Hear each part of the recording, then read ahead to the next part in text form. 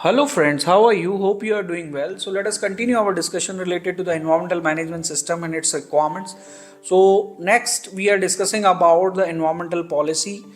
The top management of any organization must ensure, or we can say that they need to establish and implement and maintain the environmental policy within the defined scope of its environmental management system, and we need to ensure that is it appropriate to the purpose and context of the organization, including the nature, scale, and the environmental impacts of the organization's activities, products, and services. And is this policy in line with the the environmental objectives which have been set as per the framework? And it's providing a framework for setting the environmental objectives. Either way we can say so, including a commitment to the protection of the environment, including prevention of the pollution and other specific commitments. So we can think about the specific commitment to protect the environment, which can include, we can think about the sustainable resource uses, climate change mitigation and adaptation, and protection of the biodiversity and ecosystem. So the environmental policy includes a commitment to fulfill its compliance obligations, includes a commitment to continual improvement of EMS to enhance the environmental performance of any organization. Then we talk about the environmental policy shall be implemented and to be maintained as a documented information in any organization, and must be communicated within the organization as well as to the interested parties also. So as an auditor, what you can ensure in the organization, that the organization shall have the written version of the environmental policy. So and next is about the communication, publication of the policy for the internal and external use. Either we can say the website, through the notice boards, you can communicate within the different awareness sessions. Suitability of the environmental policy, as I said earlier, it must be in line with the organizational context actually. So evidence of the fulfillment of the compliance obligation also you can ensure as an auditor. So if you are an auditor, as an internal or external auditor, so what you can ensure related to the environmental policy, what sort of questions you can ask related to the environmental policy. So we can think about, is that policy appropriate enough for the purpose and context of the organization? Is this policy providing a framework for setting environmental objectives? Does this policy include commitments to the continual improvement, prevention of the pollution, in complying with the environmental legislation and other requirements, including a commitment to fulfill its compliance obligations? Is that policy including a commitment to the continual improvement? Is this maintained as a documented information? Is this communicated within the organization as well as to the external parties as well? And does this policy provide any framework for setting environmental objectives and targets? So these sort of questions you can ask during the environmental management system audit. Then we talk about, most importantly, the organizational roles, responsibilities, and authorities.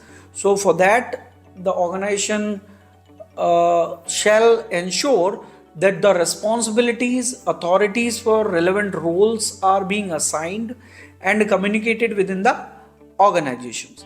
So this top management's job is that they are assigning the responsibilities and authorities for different team members, and ensuring that the environmental management system conforms to the requirements of their international standard like ISO 14000, reporting on the performance of the environmental management system, including environmental performance to the top management as well, and what documents you can verify related to organizational roles, responsibilities, and authorities to ensure that it has been effectively implemented within the organization. So for an example, we talk about the organization chart, the job descriptions, we can think about stipulation of the members of management teams, letters of appointments, right of interventions, contracts with the external service providers. We can think about requirement profiles, process owners, key account managers, client advisors, change managers.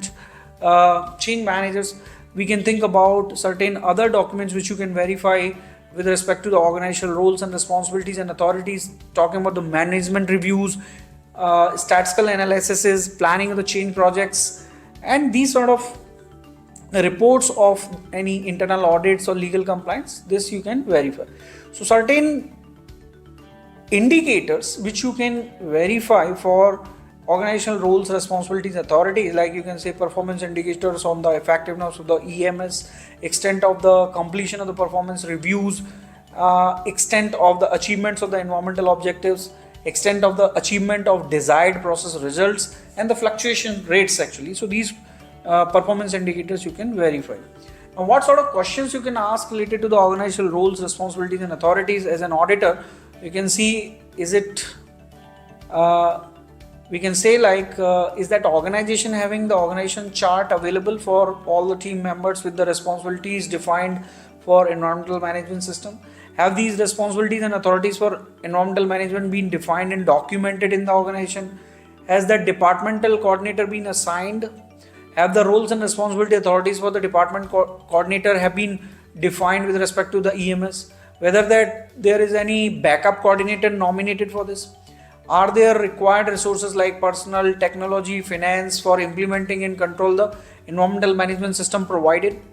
Do these personnel appointed in the environmental management have the required competence? Very important, competence. So verify their training records for this actually. So next is about actions to address the risk and opportunities. So according to this requirement of environmental management system, any organization shall establish, implement and maintain a process which is needed to meet the requirements. When planning for EMS, the organization shall consider the issues, the requirements and the scope of environmental management system and determine the risk and opportunities related to the environmental aspects, compliance obligations and other issues and requirements. So the organization shall be addressing the assurance which can be achieved for the intended outcomes of the EMS, which can prevent and reduce the undesired effects, including the potential of external environmental conditions, achieving the continual improvement. And within the scope of EMS, the organization shall determine the potential emergency situations, including those that can have an environmental impact. The organization shall maintain the documented information related to the risk and opportunities which needs to be addressed, and the processes need to be in place to ensure that extent necessary to have confidence they are carried out as planned actually earlier, which you have planned. So for this to ensure, you need to verify certain documents within the organization for ensuring the what actions have been taken by the organizations to address the risk and opportunities with respect to the environmental management system. So these are nothing but evaluation of the external issues, evaluation of the internal issues, evaluation of the risk and opportunities, the monitoring plans, the strategic planning and the emergency plan. So these documents which you can verify, and you can ask certain questions as an auditor to the auditee, like has that organization determined any potential emergency situations which can occur within the scope of this defined environmental management system? Is there any documented information maintained for the risk and opportunities of this organization and which has been addressed or need to be addressed actually? So these sort of questions you can ask. Then next we are talking about the environmental aspects. So according to the requirements of the environmental aspect, within the defined scope of the EMS, the company or the organization shall determine the aspects of the environmental aspects of the company's activities, the products and services, and we can think about their associated environmental impacts as well. Considering the most important topic is considering the life cycle perspective of the products and services what the organization is delivering. So when determining the environmental aspect, the organization shall consider the change including planned or new development or new or modified activities, products and services, abnormal conditions and reasonably foreseeable emergency situations, on-site and off-site emergencies. The organization shall determine the aspects which can have a significant environmental impact by using the defined or established criteria. So the organization shall communicate its significant environmental aspects among the various levels and functions of the organization. The organization shall maintain documented information related to the aspects and impacts. So, generally you are preparing the environmental aspect impact registers for that. We need to define the criteria used to determine its significant environmental aspects. So, you are going for qualitative and quantitative assessments. So, significant environmental aspects you can define.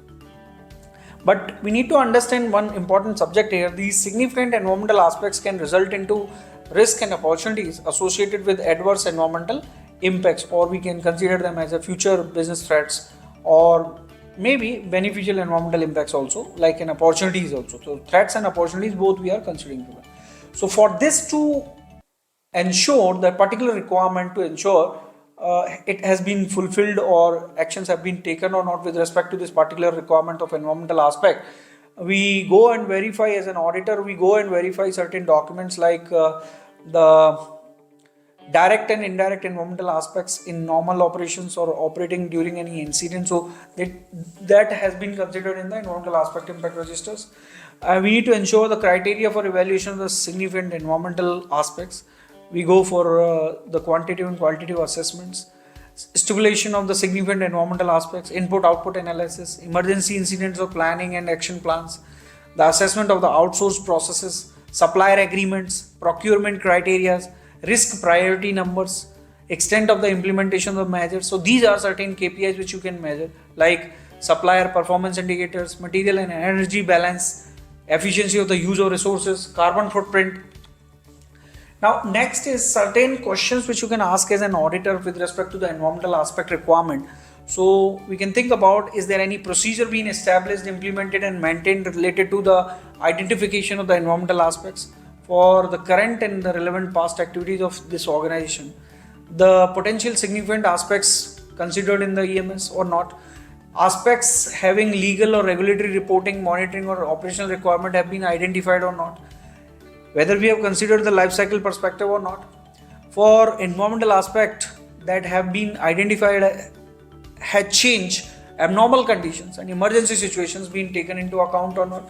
So we can ask like, have significant environmental aspect been identified using the established criteria for EMS and EMS related environmental aspects? Have significant environmental aspect been communicated to the different parties?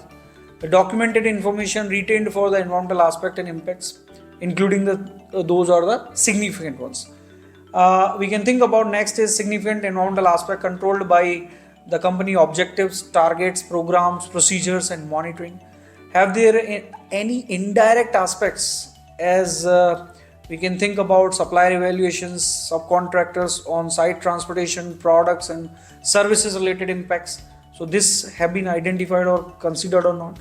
Have environmental aspects been identified, evaluated for planned or even for new developments as well, or new or modified activities, products and services. So these are certain areas which we can consider, or the factors we can consider for designing the questionnaires related to the environmental aspect for this requirement. Thank you very much friends. For now, we'll continue our discussion from the next set of discussions. Thank you.